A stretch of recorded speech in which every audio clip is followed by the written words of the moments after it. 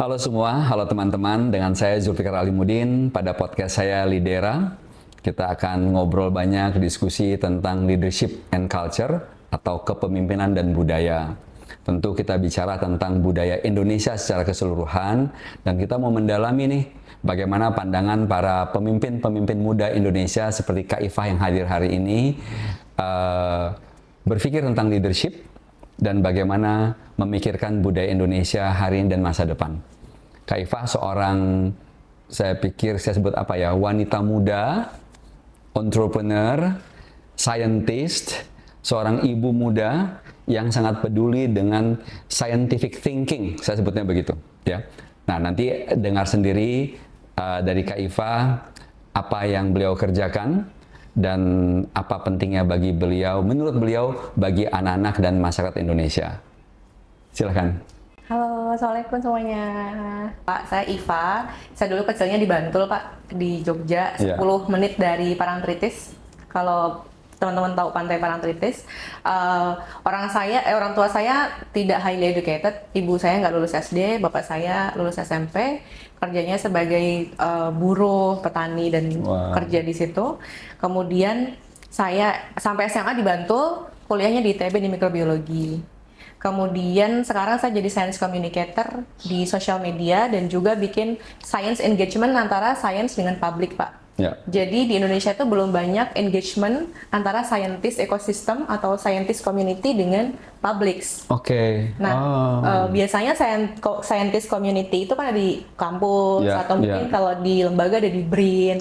Tapi itu belum ada bridge antara mereka dengan community, masyarakat gitu, sehingga sainsnya itu tidak dipahami. Padahal sains itu akan bermanfaat kalau yang pertama dipahami, yang kedua digunakan sebagai landasan decision making. Tahan dulu kunci di situ. Udah mulai panas ini ya, udah mulai panas. Emang nggak bisa dibohongin ya kalau datang dari passion dari dalam hati ya tentang apa yang dikerjakan. Nanti kita akan bahas bersama Kak Ifah dan mendalami lebih lanjut bagaimana dunia sains dan bisa dibumikan bagi lebih banyak anggota masyarakat.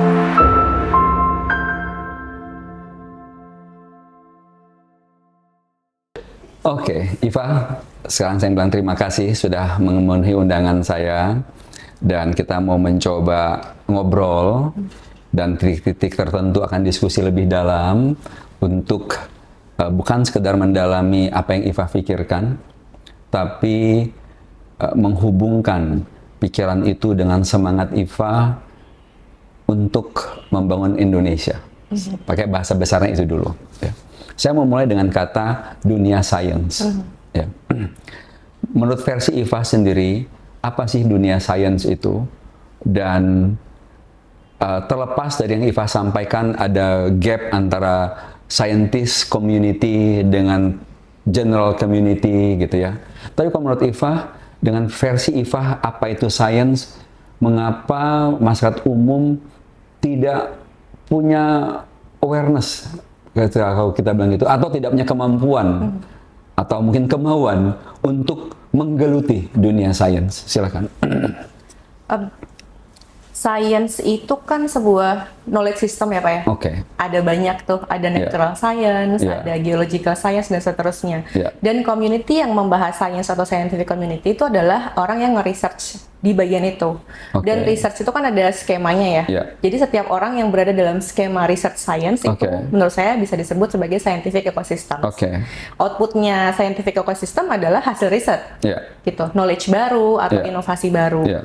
Nah, itu di level laboratorium atau di level scientific ecosystem yang tadi saya bilang. Mungkin kalau di Indonesia bisa di ITB atau di BRIN atau di, biasanya kan di kementerian itu ada satu unit sendiri yang bagian riset gitu. Nah, kemudian masyarakat umum ya berarti masyarakat yang tidak ada di situ. Masyarakat umum itu ada yang punya background science, yang misalnya dulu pernah kuliah science, pernah skripsi science kan berarti pernah meneliti. Ada juga yang tidak punya background science. Nah, kenapa ada gaps? Karena knowledge yang dihasilkan dari ekosistem ini, yang pertama bahasanya itu tidak lazim digunakan di bahasa bahasa umum ya Pak. Bahasa scientific paper itu kan ada aturannya, sedangkan masyarakat kita nggak seperti itu. Kemudian yang kedua, topiknya juga belum tentu relevan dengan masyarakat. Karena scientific research itu kan ada yang bermula dari masalah kemudian diselesaikan, itu biasanya lebih relevan. Misalnya ada masalah sungainya tercemar, kemudian diriset gimana caranya menyelesaikan itu. Tapi ada juga yang state of the art science gitu. Nah, keduanya kalau tidak dibahasakan dengan bahasa yang biasa digunakan oleh masyarakat, nantinya masyarakat nggak mengerti gitu. Dan kalau misalnya nggak mengerti jadi apatis. Gitu. Saya akan dalamin itu ya. Tapi sebelum ke sana, saya mau tanya, kan tadi Iva bilang bahwa sains itu tidak dekat dengan masyarakat. Saya mau tanya begini. Bukankah ketika seseorang belajar di sekolah dari SD, saya kesampingkan TK ya, dari SD sampai SMA, mereka terekspos dengan sains. Gitu. Fakta bahwa kalau kita pakai ukuran sejak kita merdeka, gitu ya, punya bangun sekolah, di zamannya Pak Harto ada sekolah impres, gitu ya, banyak bangun sekolah. Dengan semua pengetahuan yang didiseminasi melalui bangku-bangku sekolah di ruang-ruang kelas itu, mengapa lantas Iva masih bisa menyimpulkan bahwa masyarakat itu tidak terkoneksi dengan sains? Karena Bapak sebutnya sekolah, jadi kita sebutnya educational system secara umum ya Pak. Boleh. Dan educational system itu kan ada yang private, ada yang nasional.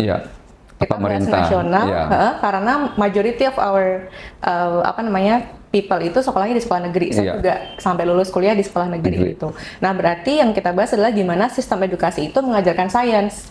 Yang kita pelajari dulu, mungkin kita beda generasi ya Pak ya, tapi di generasi... Nggak mungkin sih, itu fakta. Kita beda generasi, itu fakta. Karena dalam satu generasi pun ada beda kurikulum. Benar. Gitu. Nah, jadi kurikulum yang diajarkan itu tidak relevan dengan kehidupan nyatanya Pak. Misalnya nih, anak-anak belajar tentang perbedaan suhu atau tentang siklus makhluk hidup dan segala macam, tapi pembelajaran di kelas itu tidak ada koneksi dengan kehidupan anak-anak sehari-hari. Gitu. Itu di satu mata pelajaran. Nah, kalau itu terjadi selama bertahun-tahun sampai mereka lulus SMA, terus mereka harus kerja, nah itu semakin beda lagi antara yang diajarkan dengan apa yang dihadapi di dunia nyata. Saya mau coba dalamin ya, karena ini menarik ya, bahwa yang dipelajari itu tidak ada hubungan dengan pengalaman hidup anak-anak sehari-hari. Saya curiga bukan tidak terhubung, tapi bisa aja karena saya punya lembaga membangun tentang kompetensi guru. Tuh, saya curiga bahwa guru kita tidak mampu mentranslasikan gitu ilmu pengetahuan itu ke dalam dunia nyata. Contoh belajar hukum Archimedes saja misalkan, atau Pythagoras, ini kita pakai yang ilmu keras-keras lah ya gitu ya. Atau kalau yang lebih soft skill atau social science, kita bisa tentang kalau bisa ekonomi, bisa supply and demand ya, inflasi gitu. Yang kalau menurut saya, dan saya bisa buktikan, bisa diajarkan bahkan pada anak umur 2 tahun sekalipun. Nah, sekarang saya mau kembali ke Ivanya ini. Kan Iva, persepsi atau pengalaman publik secara umum kan ini nggak terkoneksi nih gitu. Karena saya juga mendengar banyak anak nggak suka di ruang kelas karena ini belajar apa sih gitu. Kayak nggak penting deh buat gue gitu ya.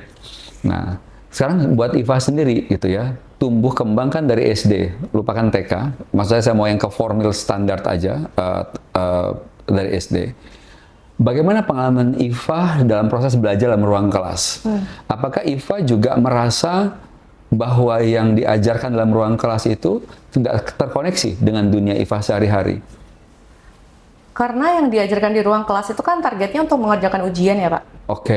Dan ujian itu udah pasti tuh ada soalnya, ada pilihan, dan ada uraian. Jadi kita harus melihatnya di apakah ujian yang ditanyakan itu relevan dengan kehidupan. Dan pengalaman saya kurang tahu sih sekarang anak-anak gimana ya di sekolah formal, tapi itu kurang relevan Pak.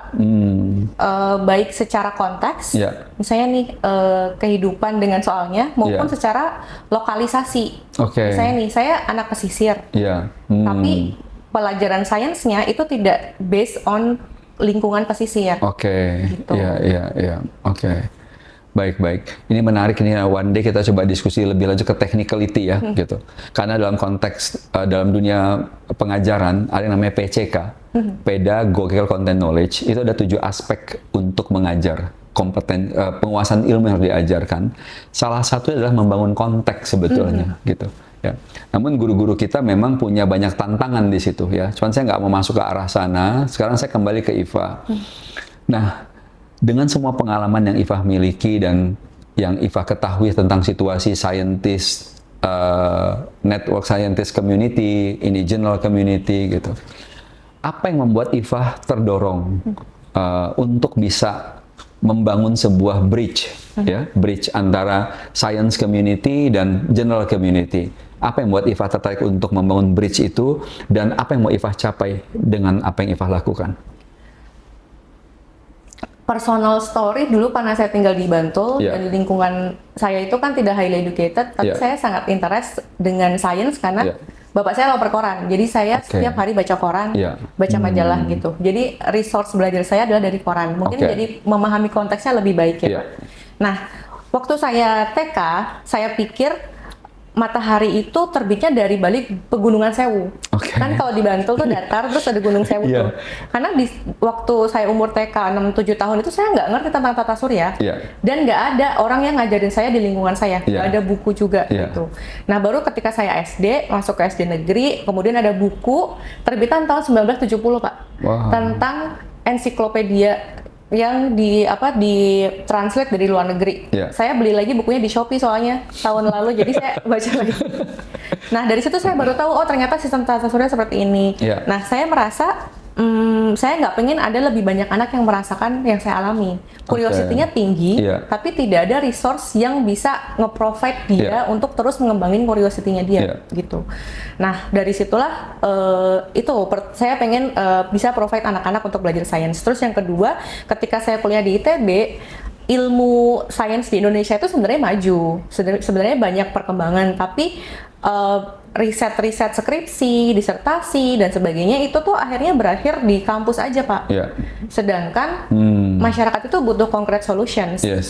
Concrete solution, tangible product ya, Pak ya. Tapi kalau misalnya belum sampai ke tangible product, ya at least saya bisa mengedukasi supaya masyarakat understand ketika mereka mau memilih produk yang mau mereka pakai. Gitu. Ada 2 hal yang mau saya gali dari situ ya. Pertama, dari sisi leadership tadi, bahwa Iva punya curiosity. Ya, you were thinking like, kenapa ini matahari muncul dari balik Gunung Sewu tadi ya. Tapi yang berikutnya, apa yang Iva bayangkan terjadi kalau masyarakat lebih paham sains dalam proses pengambilan keputusan? Iva mau jawab yang mana dulu? Sorry, saya tambahin karena gini, tadi kan di bagian pertama kan you have punya curiosity itu gitu, sehingga you mau bangun resource untuk banyak anak Indonesia seperti Anda yang punya curiosity. Nah, maksud pertanyaan saya gini, dari mana munculnya gitu rasa itu kalau Iva ingat-ingat? Pertanyaan pertama, Pak, kenapa saya curious? Karena saya tinggal di kampung. Jadi endless resources di alam itu saya pakai. Gitu. Jadi waktu saya kecil itu Pak, misalnya berangkat TK, pulang TK itu saya langsung pergi ke sawah. Terus habis itu saya ngumpulin daun-daun, ternyata daunnya beda-beda. Gitu. Terus saya dulu suka ambil ceplukan. Tapi saya mau dalamin boleh nggak bagian ini? Boleh, Pak. Dari anak-anak di kampung yang kayak Iva ada berapa orang? Cuman 1, karena yang loper koran cuma 1 bapak saya. Karena teman-teman saya yang lain nggak baca koran. Nah, ini is that the factor? I think that's the most important factor sih.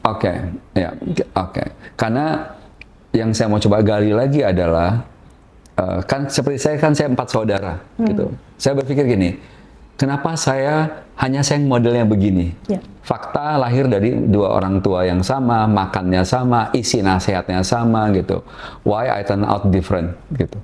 Nah, jadi saya tanya ini kepada Iva karena nanti kita mau mencari tahu bagaimana Iva mempengaruhi orang-orang anak-anak yang tidak seperti Iva. Gitu. Karena in a way tadi kan ada faktor, even itu juga given ya, bahwa fakta ayah Iva loper koran, anak lain tidak loper koran. Katakanlah kalau itu sebuah faktor penentu, salah satu faktor penentu menjadi seorang Iva curious, tetap aja Iva punya privilege karena your father adalah seorang loper koran. Anak yang lain, ayahnya tidak loper koran, gitu. That's why mereka tidak punya tingkat curiosity setinggi Iva. Jadi kan ada dua challenges ini. Bagaimana menghadirkan kesadaran pada banyak anak-anak untuk punya level curiosity. Yang kedua, menghadirkan resources agar curiosity itu bisa di feeding dengan tepat, gitu. Nah, kalau Iva coba gali pada diri Iva sendiri, muncul dari mana curiosity itu? Selain fakta bahwa you baca koran tuh. Kan nggak semua anak kalau per koran juga mungkin baca koran bapaknya ya gitu. Apa yang membuat Iva waktu itu tertarik untuk baca gitu? Saya nggak tahu ya Pak, apakah bisa menggabungkan curiosity dengan cognitive abilities? Bisa nggak Pak? Saya cenderung percaya iya. Saya cenderung percaya iya. Ya. Nah, sedangkan cognitive abilities itu faktornya, ada papernya, faktornya itu adalah 50% genetik, 50% stimulation and nutrition. Mungkin saya udah dapat genetik tuh dari ibu saya, yang ibu saya tuh walaupun nggak sekolah tapi cerdas. Kemudian stimulation, saya stimulasinya luar biasa karena tinggal di kampung. Jadi mungkin sensori apa segala macam tuh bagus. Kemudian nutrition juga mungkin kondisi hidup waktu itu bagus ya Pak ya, lingkungan hidup, makanannya itu bagus walaupun terbatas gitu. Jadi mungkin itu optimal resources dengan keterbatasan.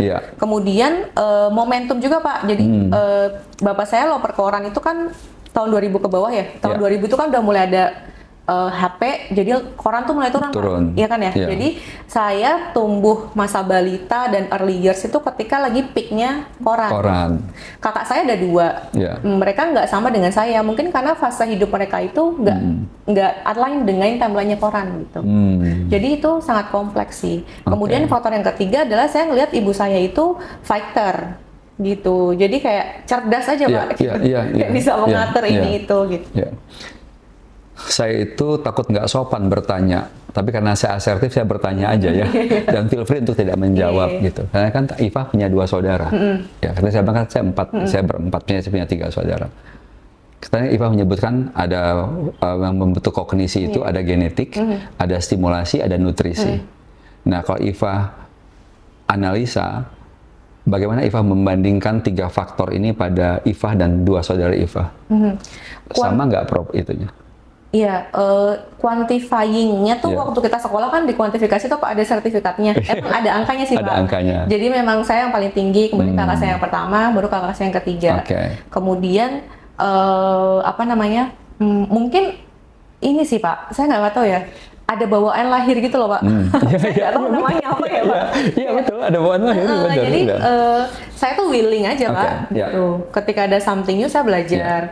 Kelas 1 SD teman-teman saya main-main karena saya pertama kali punya perpustakaan di sekolah itu saya baca itu padahal sekolah impres Pak. Jadi kan perpusnya agak kuno kurang, jelek betul, gitu. Betul.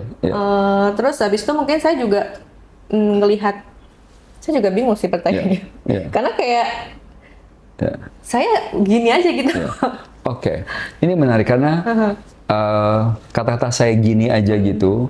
Kan the fact now you are fighting for a mission, you want to build a bridge, saya bilangnya gitu ya, science bridge between the scientific community and general community. Dalam understanding saya, kalau saya boleh katakan,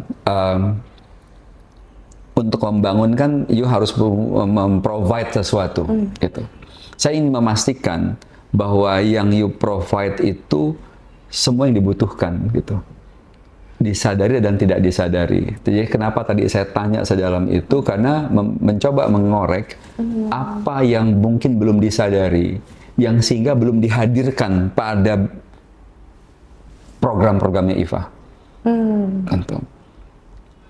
Nah ini nggak harus dijawab sekarang gitu ya. Tapi kalau mau jawab sekarang boleh, karena ini it's not an easy question gitu. Sama kayak kita sedang membangun sebuah sistem. Gitu. Kita kan pasti harus melengkapi dengan komponen-komponennya gitu. Ada satu komponen yang tidak kita hadirkan, maka sistemnya kalaupun dia tetap jalan, dia nggak akan optimal gitu. Thinking of the noble mission that you have, mau bangun bridging ini gitu. Dan tadi berangkat dari pengalaman Iva kecil demikian, bahkan Iva ingin menghadirkan ya sebuah kondisi agar anak-anak mau bisa kalau sederhana kan tumbuh seperti Iva, saya bilang begitu aja mudahnya. Namun kan Iva juga tumbuh dengan satu faktor pembeda. Ya. Nah, bayangkan nggak, bisa nggak membayangkan kalau faktor pembeda itu memang tidak ada pada setiap orang, karena beda-beda, IQ beda, nutrisi beda, even stimulasi beda. Ya, kadang anak pertama waktu lahir orang tua lagi senang-senangnya kasih banyak stimulasi. Anak kedua orang tua udah mulai nggak terlalu gimana-gimana.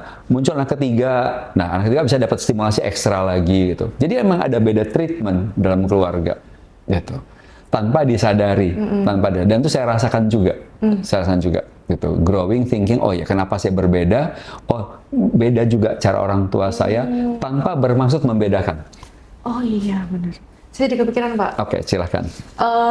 Jadi ini, jadi karena orang tua saya tidak tahu banyak hal, kehidupannya itu ya cuma di kampung. Jadi saya punya free will dan saya punya freedom to do whatever I want to do. Karena orang tua saya juga nggak ngerti anyway.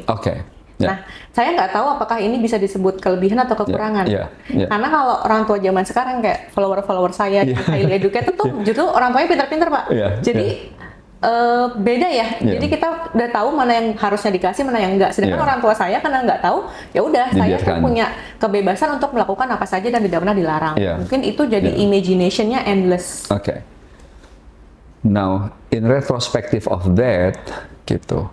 Bayangkan sebuah sistem edukasi yang menjuggling antara certain level of freedom to provide rooms and also to have certain guidelines. Gitu. Nah itu Pak, yang keren banget, yang saya pengen bikin tuh kayak gitu. Oke. Kita move away dari situ ya. Nanti kan jadi PR kita semua lah ya. Tapi kan because it's your business, you have to think more of that. Nah, Iva kan juga seorang ibu muda, gitu ya. Putra satu ya, putra satu, gitu. Terlepas dari your followers, orang-orang yang Iva ingin bantu, ya. Kalau buat Iva sendiri, looking at your son, gitu, that young age, and looking back how you growing up, gitu. Apa yang mau coba Iva lakukan agar si young kid ini tumbuh berkembang lebih shiny lagi dengan pendekatan scientific bridge tadi. Sebelum itu sebenarnya sebagai seorang parents yang sekarang highly educated, terus tinggal di BSD, childhoodnya anak saya itu beda jauh dengan childhood saya. Jadi saya tuh sering mengalami kebingungan karena saya punya my childhood itu di kepala saya tuh kayak gini harusnya. Saya bisa keluar rumah tuh bisa langsung ke sawah. Terus habis itu orang tua saya nggak bisa ditanya. Jadi saya harus mencari jawaban sendiri. Itu childhood. Sedangkan anak saya beda banget Pak. Nah itu saya yang masih terus belajar ya. Karena sekarang anaknya umur 6 tahun. Nah untuk ngebangun si scientific abilities ya di anak saya, banyak-banyak ngobrol sih. Karena masih 6 tahun Pak. Gitu. Yang saya lakukan dari anak saya lahir itu adalah saya tidak pernah clipping his questions. Gitu. Jadi saya tidak pernah menganggap remeh pertanyaan anak saya. Sekecil dan seremeh apapun. Misalnya dia nanya, Mama, ikan itu kalau misalnya diangkat di atas air, dia masih bisa lihat nggak? Wow, saya nggak kepikiran. Gitu. Karena dia lagi lihat ikan diangkat. Yang ada nanya kalau ikan dikeluarin mati apa enggak? Ini masih bisa lihat apa enggak? Gitu. Berarti kan dia bisa berpikir tuh bedanya air dan udara. Gitu. Saya tidak pernah menganggap pertanyaan itu tuh pertanyaan. Saya penasaran kalau Bapak yang jawabnya apa ya gitu. Nggak usah dijawab ini. Nah, akhirnya itu jadi salah satu konten saya. Gitu. Jadi konten saya di Instagram itu bermula dari menjawab questionnya anak saya sendiri, Pak. Terus misalnya kenapa air laut asin, Ma? Gitu. Dan hal-hal yang lain. Nah, tidak clipping his questions dan juga ngasih resource bacaan yang sebanyak mungkin. Terus ya technical kayak membatasi screen time, milihin apa yang dia lihat dan sebagainya. Tapi kan knowing yourself sebagai seorang, saya bilang ibu muda yang terdidik, ya, entrepreneur, gitu, jadi kan punya vision, gitu. Apa yang berbeda, yang diharapkan berbeda, gitu, dari anakmu itu, gitu. Dengan kan you udah punya pendekatan yang berbeda nih dari orang tua, gitu ya. Apa yang ingin Anda lihat dari your son? Saya pengen dia punya endless curiosity dan endless imagination, tapi juga tangible actions. I see. Karena kami entrepreneur, jadi harus ada tangible-nya dong. Yes. Jadi gimana caranya kita nge-build environment yang dia itu bebas berpikir apa aja. Tapi juga ada nih yang dilakuin. Takutnya kalau cuma berpikir doang, dia nggak ngapa-ngapain. Gitu.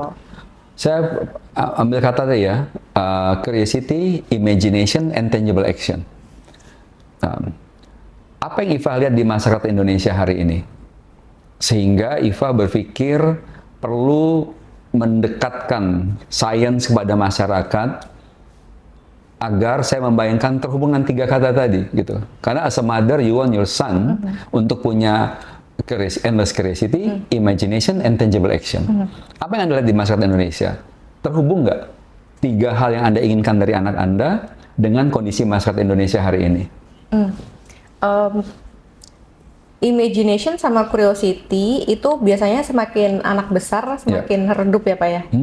Salah satunya faktornya menurut saya adalah ketika anak-anak masuk ke sekolah yang satu kelas isinya 20-30 orang, kemudian standarnya sama.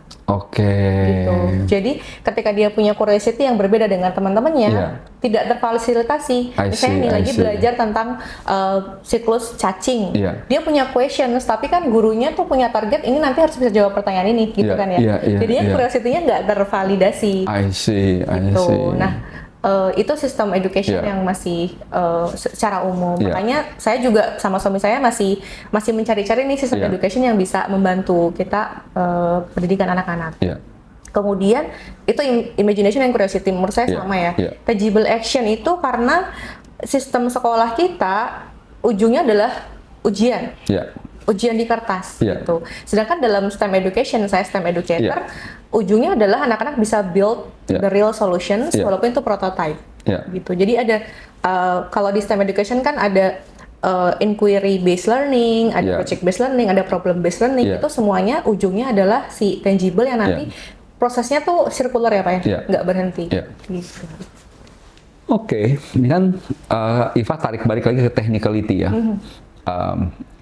Thank you, itu bagus jawabannya. Saya suka mendengarnya.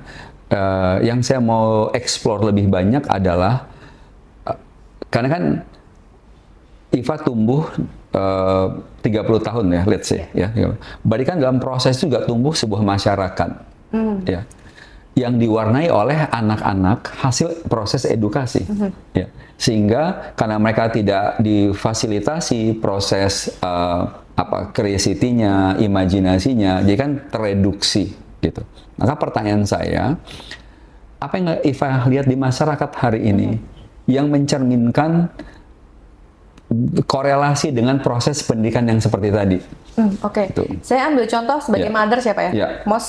Seusia saya. Jadi dalam household, mothers itu kan salah satu emang dia paling krusial dalam spending decision. Kalau di survei saya nggak tahu surveinya, tapi betul ada saya pernah dengar juga itu. Nah, sedangkan spending decision itu bergantung dengan ke pengetahuan dan ini others-nya ya. Jadi menentukan priority ya. Betul. Priority, gitu. betul. Jadi misalnya nih ada MPASI. MPASI itu harus salmon ya. Padahal ternyata di Indonesia itu ada banyak ikan yang lebih bagus. Atau spending lain yang sebenarnya itu tuh refleksi dari pengetahuan dan kemampuan decision making. Nah, yang saya lihat decision making di level household itu belum semuanya itu berdasarkan dengan informed decision yang baik. Karena yang pertama nggak ada resource yang kredibel, terus hoaxnya itu banyak, masih banyak yang percaya. Terus yang ketiga, ya masyarakat tuh bingung Pak, kita harus percaya sama siapa, gitu. Sedangkan ketika sekolah selama 30 tahun, kita tidak banyak diajari untuk critical thinking. Misalnya ada suatu produk nih, ini bener nggak ya? Bener nggak ya aku harus spending 300.000 untuk beli strawberry yang dari Korea, gitu. Atau nggak apa-apa aku beli strawberry 30.000 yang dari Bandung, misalnya. Ini you are a true educator ya. Saya coba tarik keluar, masuk lagi ke technicality pendidikan. Soalnya ibu-ibu Pak. Iya, betul. Saya mau coba explore lagi ya. Saya tidak berhenti. Saya mau coba gini. Kan kita berdinamika dalam kehidupan masyarakat ya, dan dalam konteks besar sebagai sebuah bangsa nih, bangsa Indonesia dengan semua kelompok masyarakat di dalamnya. Maksud saya di luar atau gini, apa dampak dalam kehidupan sehari-hari di masyarakat kita akibat salah buat priority, tidak punya pengetahuan yang cukup untuk buat the right priority and the right choice. Gitu. Kalau Iva lihat seperti apa kehidupan masyarakat kita yang umum, yang mencerminkan atau sebagai bukti dari perilaku-perilaku pembuatan keputusan yang tidak tepat, katakanlah. Sebenarnya itu kan decision making itu secara umum pengaruhnya ke kualitas hidup ya Pak ya. Nah tapi kalau saya mau ngomongin kualitas hidup, nggak cuma dari decision making doang, dari kemampuan affordability, kemampuan finansial gitu. Jadi walaupun kadang tuh sebagai mothers atau kita punya knowledge, ada faktor lain yang membuat decision kita itu tidak sesuai dengan yang seharusnya. Itu yang pertama. Gitu. Terus yang kedua, contohnya nih, ya sebenarnya banyak sih Pak, basic-basic kayak mematikan lampu. Terus habis itu apakah kita harus, bahkan saya habis bahas konten tentang bau badan Pak. Bahkan bau badan pun ternyata banyak banget yang masih belum understand tentang itu dan bagaimana kita menanggulanginya, apa efeknya ke masyarakat gitu. Jadi menurut saya banyak banget sih Pak. Saya mencoba menarik sambil Iva jawab, saya sambil mikir juga ya, karena kan pertanyaan saya itu sangat general tentang kondisi masyarakat gitu ya. Saya mau coba pakai indeks pembangunan manusia. Menurut Iva, kalau program Iva semakin berhasil, artinya semakin banyak orang mengikuti yang Iva ajarkan, mereka make better priorities and choices gitu, berdampak nggak atas laju peningkatan indeks atau IPM Indonesia? Saya suka banget pertanyaan ini Pak, karena target audiens saya kan ibu-ibu ya, sedangkan ibu-ibu tuh yang mendidik anak-anak gitu. Jadi walaupun saya tuh membahasnya hal-hal yang di sekitar kita, sainsnya kayak gimana sih caranya milih brokoli, gimana sih caranya milih wortel, tapi itu kan mengajarkan konsep critical thinking dan scientific thinking, dan saya harapannya itu bisa diturunkan ke anak-anaknya. Walaupun scientific thinking itu nggak bisa langsung kelihatan Pak, pasti dia akan berpengaruh pada balik lagi kualitas hidup, dan kualitas hidup itu nggak sekarang. Iva berani nggak menetapkan tujuan-tujuan besar dari program Iva ini? Tadi kan kalau subsetnya, katakan tujuan paling pragmatisnya, mothers tahu pengetahuan lebih banyak. Berikutnya buat better decisions. Because of that, anaknya tumbuh lebih baik. Nggak cuma better educated in term of level of education gitu ya, tapi kan terbangun juga critical thinkingnya gitu ya. Akhirnya si anak-anak ini bisa prepare better for their future jobs gitu. Waktu bekerja lebih produktif karena punya higher better critical thinking. Yang kita tarik-tarik nanti ke IPM tuh. Itu. Berani nggak menetapkan, membuat tujuan bahwa dalam waktu sekian program ini akan berpengaruh pada sekian persen peningkatan IPM Indonesia? Kalau persentage saya perlu ngecek lagi ya Pak, definisi persentasenya seperti apa. Tapi Pak, saintis banget nih, nggak mau asal jawab ya. Populasinya 300 juta benar. Jadi walaupun yang saya mulai itu critical thinking di scientific world gitu Pak, tapi kan sebenarnya decision making yang informed based decision making itu kan levelnya dari personal sampai ke policy making Pak. Nah cita-cita saya adalah dari hal-hal yang sederhana yang kita educate mothers ini nanti juga berpengaruh bukan cuma di household tapi juga di community sampai ke national levels. National levels itu apa? Gimana ibu-ibu dan kita masyarakat bisa kritis terhadap apa yang disampaikan oleh pemerintah gitu, karena kehidupan kita tuh kan politikal ya Pak ya, betul. Apalagi sebagai ibu gitu. Kemudian bagaimana kita bisa memantau kinerja pemerintah gitu. Terus ketika ada perang dunia nih, kita bisa memahami apa sih yang sebenarnya terjadi gitu. Kan Iva sering menggunakan kata kita nih gitu ya. Siapa kita itu? Kita memantau pemerintah, kita bisa begini. Kita itu siapa menurut Iva? Kita itu adalah saya dan teman-teman saya yang selama ini community-nya saya bangun sih, secara kecil ya Pak ya. Tapi saya rasa itu juga representasi dari majority ibu-ibu yang ada di Indonesia. Now, sekarang kalau kita gunakan pendekatan istilah budaya, tadi yang Ifah sudah ceritakan itu cuplikan-cuplikan budaya, ya, kehidupan masyarakat. Sekarang saya mulai kembali ke Ifahnya sebagai seorang leader. Gitu. Karena kan tadi siapa kita, ya bilang saya dan komunitas yang saya bangun. Dan saya juga bilang ini kan masih kecil ya Pak skalanya gitu. Bahkan kita bicara Indonesia gitu. Nah, buat seorang Ifah, sejauh mana Ifah akan melangkah untuk membuat yang seperti kecil ini menjadi besar, menjadi sebuah movement sehingga bisa berpengaruh even pada para politikus di sana. Kalau ngomongin ini, saya mau ngomongin dulu si triangle communication antara public, scientist, dan government, Pak. Public ke scientist itu kan public engagement yang saya lakukan. Sedangkan sebenarnya hal yang paling berpengaruh itu adalah policy making. Nah, policy making itu antara scientist dengan si government. Sedangkan kalau Indonesia itu udah punya sendiri Pak scientistnya. Ada lembaga-lembaga yang memang tugasnya untuk membuat policy making. Jadi kalau ngomongin seberapa besar, saya masih fokus ke engagement antara science dan public. Saya mau bahas angka itu karena ini sih Pak, sebagai mothers, priority utama saya kan masih anak saya ya. Sedangkan anak saya sekarang 6 tahun. Saya belum tahu challenge saya ketika anak saya umur 10, nanti pubertas dan seterusnya. Dan apa yang saya kerjakan sebagai science communicator itu adalah dinamis antara menjadi itu dan menjadi ibu. Jadi saya nggak tahu kenapa saya belum bisa menjawab pertanyaan Bapak. Karena itu mungkin kalau suami saya bisa jawab ini karena emang itu prioritinya gitu. Dan saya sebagai istri juga mendukung. Tapi ketika suami saya, ini juga ngomongin antara hubungan suami istri. Ketika suami saya punya big missions, and then we have family, so we have to work together. Kalau suami saya missionnya besar banget di sana, berarti energinya kan banyak di sana. Jadi gimana kita balancing our families and ini berarti kita masuk bicara tentang rumah tangga nih. Saya mau itu saya pikir valid sekali ya, karena saya pernah dengar the true love of a mother is her children. Itu.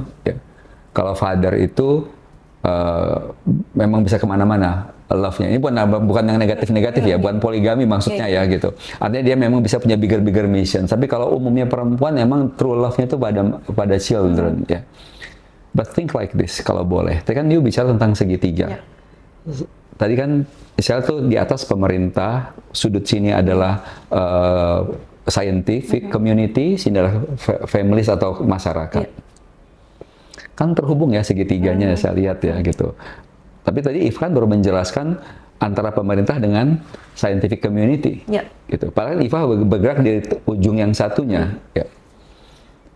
Apa yang bisa Ifah bayangkan bahwa mothers like yourself, when you spend your energy and true love for your children, but at the same time shaping the policy of government, regardless that kelompok scientific community-nya.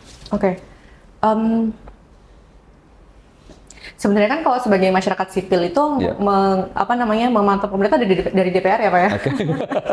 Maksudnya itu dulu nih Jadi kalau masyarakat nih mau punya suara harusnya ke DPR. Tapi kan saya ini bergeraknya dari personal ya Pak ya. Dari personal, kemudian saya punya 115.000 community, saya punya offline engagement dan segala macam. Ketika saya pengen besar, itu saya nggak pengen jadi paling pintar. Tapi yang saya harus lakukan adalah gimana orchestrating the STEM experts yang ada di Indonesia. Nah, sebenarnya itu juga konsep yang saya pakai di sosial media. Itu bukan gue paling pintar atau gue ngasih tahu gitu. Tapi saya mengajak gimana caranya kita ada question nih, terus kita breakdown, terus kita cari tahu prosesnya seperti ini. Makanya konten-konten saya itu luas Pak. Jadi saya walaupun backgroundnya mikrobiologi, saya bisa bahas banyak hal. Dan itu yang saya pengen amplifikasi. Dan karena sistemnya seperti itu, jadi nggak harus saya dong. Jadi saya juga beberapa kali collaboration dengan beberapa STEM expert. Nah harapannya IFA ini bukan menjadi the only fighter, tapi juga apa sih Pak namanya, orchestrator ya? Orchestrator STEM experts. Karena Pak sebenarnya STEM expert di Indonesia itu semakin naik dengan adanya LPDP, dengan adanya beasiswa-beasiswa gitu. Tapi ya lagi-lagi komunitasnya ada di kampus. Ini mungkin Iva nggak menyadari ya.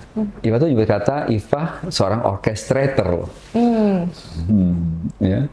Tadi kan bilang kalau suami saya punya misi besar ya biarlah dia gitu. Saya kan mau ngurus anak saya gitu. Tapi somehow you mention the word yourself as an orchestrator loh. Kira-kira itu peran yang kecil atau peran besar ya orchestrator? Itu besar sekali Pak. Karena tanpa orchestrator kan jadi resource-nya tidak. Betul. Nah, gimana tuh? Bagaimana Iva akan mengembangkan diri Iva untuk bisa betul jadi seorang true orchestrator sehingga para STEM expert ini yang banyak ini dan bertumbuh seperti yang katakan tadi betul-betul bisa mempengaruhi pola pengambilan keputusan masyarakat Indonesia, membentuk budaya Indonesia yang lebih sehat lah, saya bilang begitu. Sebenarnya kalau saya boleh bilang itu jadinya grassroots ya Pak ya. Jadi membangun kesadaran komunal. Nah nanti dari komunal ke government itu kan channelnya bisa macam-macam ya. Kemudian ada teman saya yang bikin koalisi masyarakat sipil, terus ke Mahkamah Konstitusi untuk protes undang-undang MBG gitu. Ada juga mungkin teman-teman yang bisa langsung direct ke DPR gitu. Jadi tujuannya adalah gimana community itu punya kesadaran bahwa if something wrong, we have to do something. Tapi sebelum to do something itu berarti harus tahu something wrong dulu. Untuk tahu something wrong harus critical thinking dulu. Jadi itu chain reactions gitu. Tapi kalau ya balik lagi kalau questionnya sebagai masyarakat sipil dan sebagai community scientist yang independence, ya kita sampainya di level ini, level awareness gitu. Tapi boleh. Kemarin saya juga mengkomunikasikan ada STEM expert saya yang membuat penelitian tentang si food waste di MBG. Jadi ternyata MBG itu dari food waste aja satu tahun bisa rugi 100 triliun. Wow. Karena ada persentasinya segala macam gitu. Kemudian itu disuratkan ke BGN. Nah mungkin itu salah satu satu effort dari community scientist untuk mempengaruhi policy making. Tapi ya akhirnya kan hasilnya kalau hanya surat kembali ke policy maker. Kita step away dari situ dulu ya. Pak. Kayaknya terlalu. Gak apa-apa. Saya menahan diri saya untuk tidak julid soalnya. Begini, kan tadi berangkat awal saya coba susun nih ya puzzle-nya ya, gitu.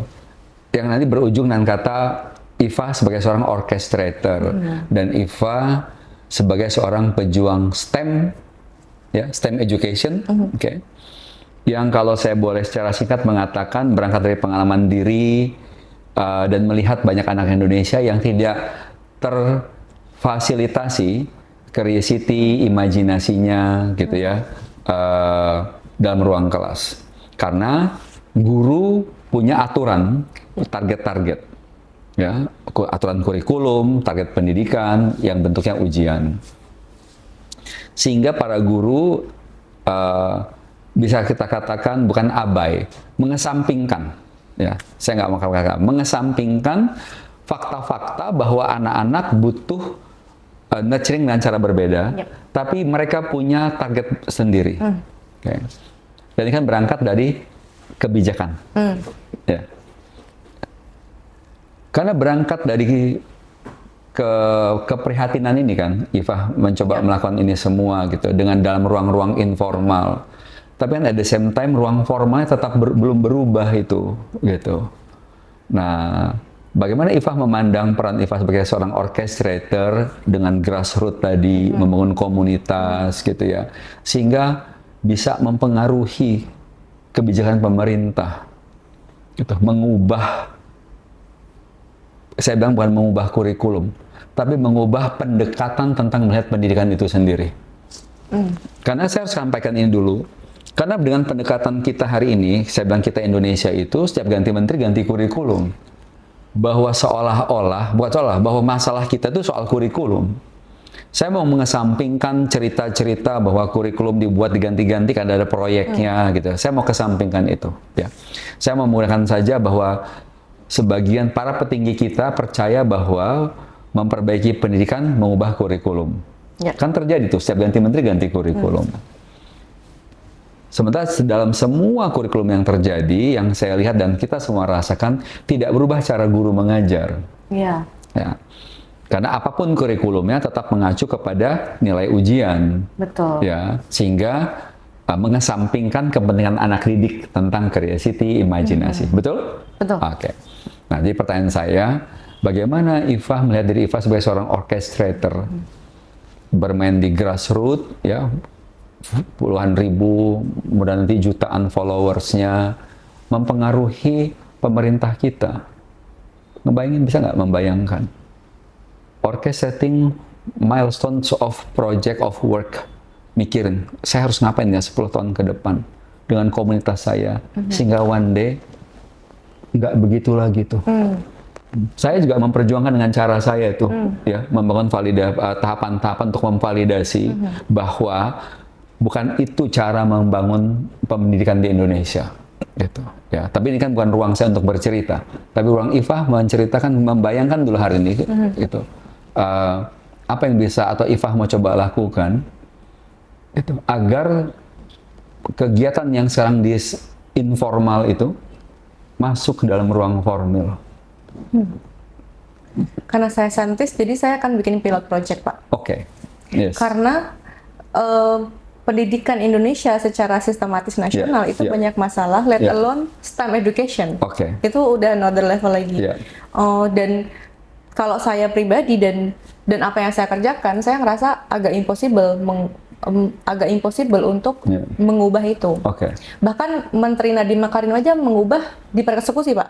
Gitu. Jadi apalagi saya nih. Gitu. Yang bisa, yang menurut saya doable things-nya itu adalah building the pilot project of schools that the curriculum and the learning process itu sesuai dengan apa yang menurut saya ideal. Itu. Boleh nggak saya ngajak Iva berimajinasi sekarang? Iya, gimana, Pak? You start now the pilot project. Iya. Ya sebenarnya kan pilot project dari yang saya kerjakan sama anak saya di rumah itu kan pilot project di level household. Dan kemudian di-copy oleh parents lain yang ikut ke kelas saya gitu dan belajar dari saya gitu. Ya paling possible-nya adalah building the system. Gitu. Sistem saya sendiri gitu. As a pilot project. Itu sih, Pak, yang paling doable ya. Soalnya kalau independent parties untuk mempengaruhi policy di education itu agak challenging sih kalau menurut saya. Now it's about leadership now. I'm challenging your leadership. Gitu. Membayangkan dari pilot project ini gitu.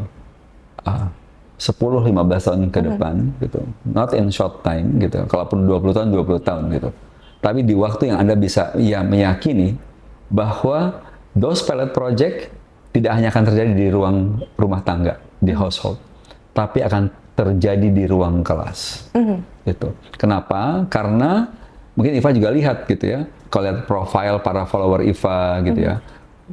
Katakan 100.000, apalah ada berapa puluh juta ibu rumah tangga gitu ya, yang dengan banyak alasan tidak menjadi followernya Iva, nggak punya paket data misalkan, contohnya sesederhana itu ya, atau tidak punya akses internet gitu ya di pelosok-pelosok negeri ini gitu ya, dimana anak-anak mereka hadir di ruang-ruang kelas ya, yang tidak punya privilege, punya mother like yourself gitu ya, tinggal di BSD gitu, atau terhubung dengan Iva, dengan networknya Iva gitu. Tapi mereka adalah anak-anak Indonesia yang punya hak yang sama, yang dijamin dengan Undang-Undang Dasar. Punya hak yang sama untuk tumbuh berkembang seoptimal anaknya Iva. Mau nggak membayangkan perjuangan itu? Iya, Pak. Saya udah terbayang karena suami saya bikin belajar lagi, Pak. Jadi belajar itu muridnya udah mungkin 20.000 ya. Saya tahu prosesnya, jadi saya kebayang sih kalau saya membuat STEM learning nggak akan jauh dengan itu. Gitu, karena memang teknologi itu kan bisa dipakai untuk scale up ya Pak? Iya. Tapi ya nanti online learning untuk anak-anak itu beda lagi challenge-nya dan pembahasannya. Tapi makasih banyak loh Pak, saya jadi tertantang. Ya tetap akhirnya sih kalau menurut saya scale up pilot projects-nya ya Pak ya.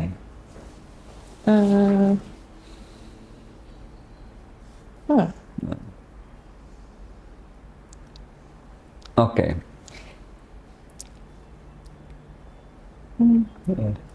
Oke, saya belum bisa jawab. Gak apa-apa. Karena again, Lidera bicara tentang culture and leadership gitu ya. Budaya itu bisa kita shape, kita bangun. Kita itu adalah para leaders. Gitu. Saya tidak percaya bahwa Indonesia bisa dibangun oleh satu orang manusia. Ya. Knowing kita adalah negara yang besar, luas, kepulauan, sukunya banyak, situasi demografinya sangat berbeda, sosial ekonominya berbeda gitu. Tidak ada seorang pun yang mampu membangun Indonesia. Tapi thousands of leaders akan membangun Indonesia. Gitu. Dan dengar di cerita Eva tadi, tumbuh lahir di Bantul, dengan semua cerita itu tumbuh jadi seorang ibu muda yang saya kira sangat hebat ya, karena bukan hanya untuk your son tapi juga untuk banyak anak-anak lainnya. Maka saya ingin mengajak Eva berpikir lihat Indonesia gitu. Ya. Kita tinggalkan pembahasan ini di bagian ini karena nanti lanjutannya adalah your challenges as a leader. Ya. Nah, namun saya mau gali leadershipnya Eva sendiri. Terlepas semua cerita technicality tadi ya, kalau Eva lihat diri Eva dengan semua perjalanan hidup dan lihat ke depan, apa yang Eva lihat sebagai tantangan terbesar bagi Anda sebagai seorang individunya, gitu, untuk mewujudkan, let's say tadi imajinasi sudah dibangun, gitu ya, you see the pictures, gitu. Apa tantangan terbesar yang Eva lihat pada diri Eva sendiri?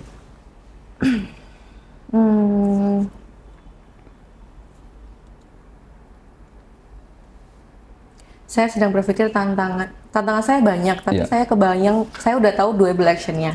Saya lagi berpikir tantangan saya yang kira-kira beneran saya belum tahu doable action-nya.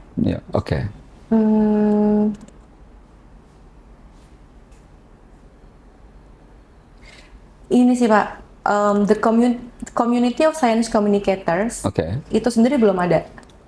Kalau saya pribadi nih, saya sebagai independent science communicator tuh punya banyak plan dan project nih. Misalnya science trip, saya mau bikin sekian. Tapi akhirnya saya sendiri Pak. Jadi tidak banyak orang-orang yang seperti saya, gitu. Dan itu cukup cukup challenging sih. Jadi karena saya harus thinking everything from scratch. Gitu. Sebenarnya di negara-negara maju pun nggak terlalu banyak ya, tapi at least mereka ada peran university, ada peran government juga. Nah di Indonesia saya merasa belum ketemu, gitu. Jadi saya sih harapannya ada yang tadi Bapak bilang, saya nggak bisa sendiri, gitu. Jadi saya harapannya ada banyak teman-teman yang bergerak dengan hal yang sama, dan kemudian mungkin audiensnya beda, jadi kita bisa saling melengkapi, atau scientific background-nya beda, jadi kita bisa kolaborasi, gitu. Karena kalau saya sendiri menjadi orchestrator, STEM expert tuh banyak, tapi STEM experts, communicator-nya cuma satu, itu berat, gitu. Saya bayangkan kalau lebih banyak orang seperti saya, jadi katalisnya tuh lebih banyak sih.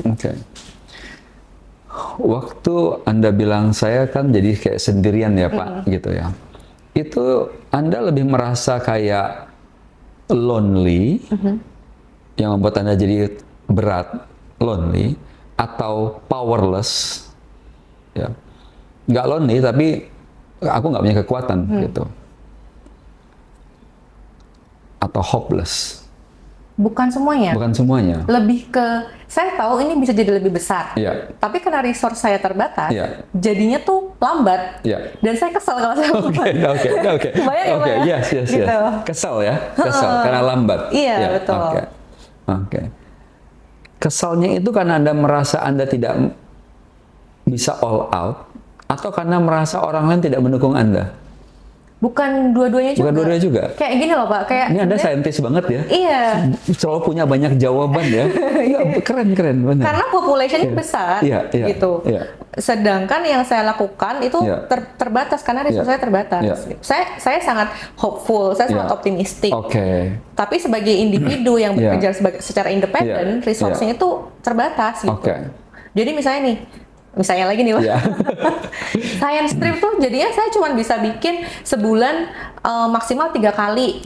Sedangkan satu pertemuan cuma bisa 10 orang. Jadi kan cuma 30 orang. Betul.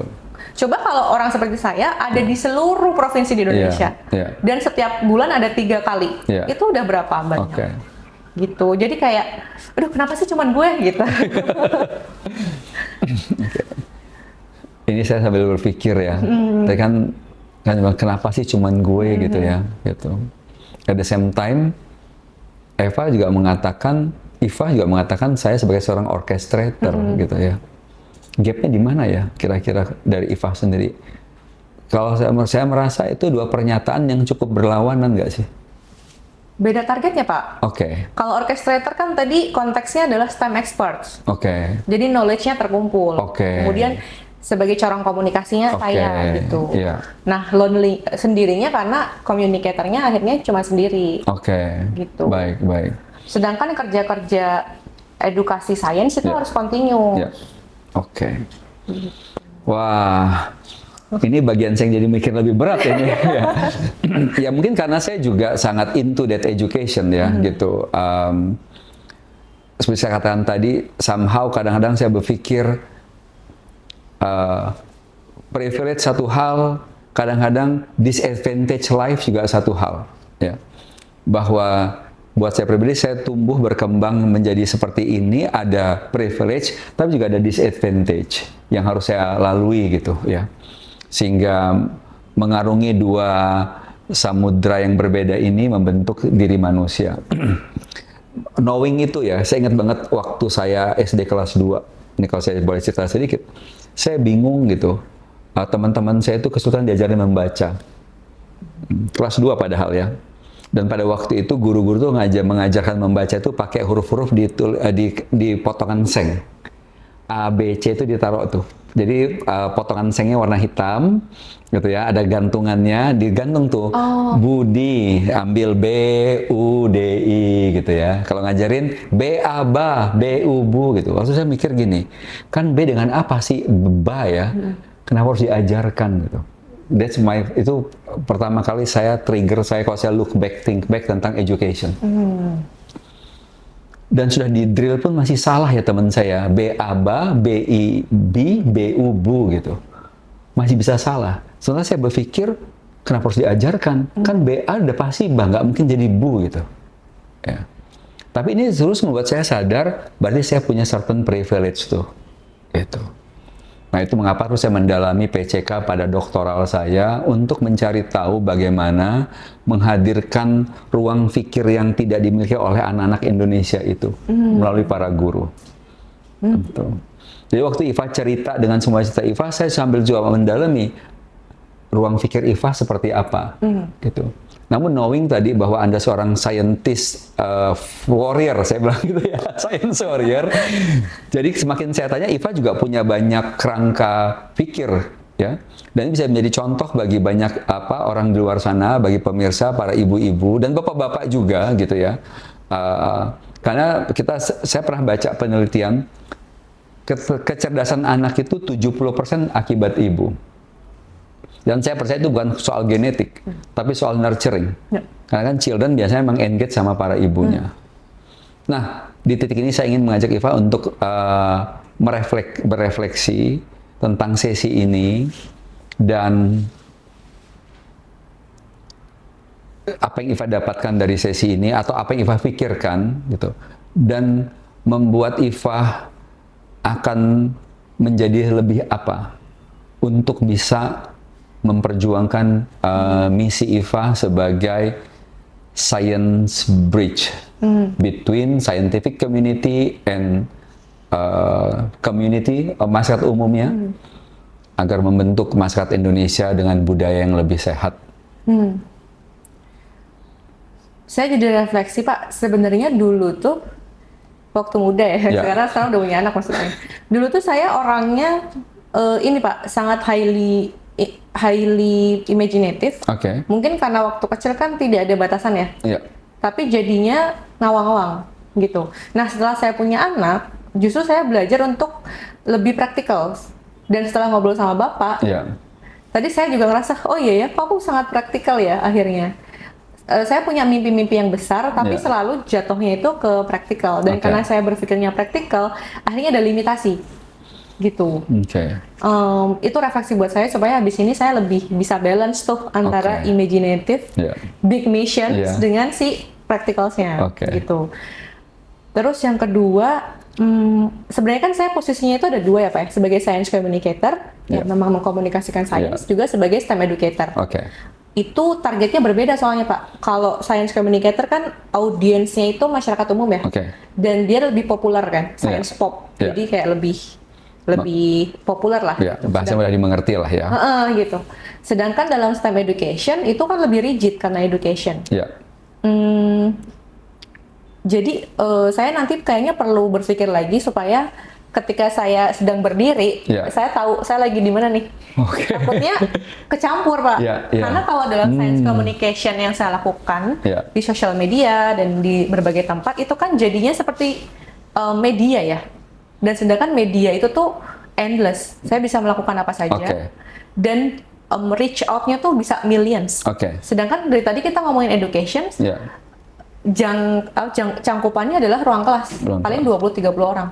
Itu a whole different world. I see. Gitu. Dan dengan kalau udah semakin mengetahui perbedaannya, what will you do differently? Apa yang akan berbeda? Ya tentunya setiap actionable items akan lebih clear sih. Gitu. Challenge saya selama ini adalah karena tadi saya bilang saya masih independen. Jadi saya ngerjain dua-duanya kan, communication dan STEM education. Jadi biasanya akan berat sebelah. Gitu. Ada bulan-bulan di mana saya sangat fokus ke science communication, impact-nya emang gede gitu, emang reach-nya gede, followersnya nambah, terus customer yang ikut kelas dan sebagainya nambah. Tapi jadinya STEM education-nya nggak terlalu berkembang. Tapi ketika saya berkembang di STEM education, ya jadinya lebih challenging sih, karena education balik-balik ya, rigid. Sedangkan saya orangnya sangat, cobain aja deh gitu. Sedangkan kalau education jangan coba-coba ya Pak. Maksudnya kayak gitu sih. Teman-teman, kita akan lihat nanti more surprises, bigger milestones dari seorang Iva dengan better clarity yang dimilikinya, dengan passion yang dimiliki, tentu saja cita-cita besar yang utama buat anak di rumah dan akan berdampak bagi jutaan ibu di luar sana. Terima kasih, sampai berjumpa kembali di Lidera.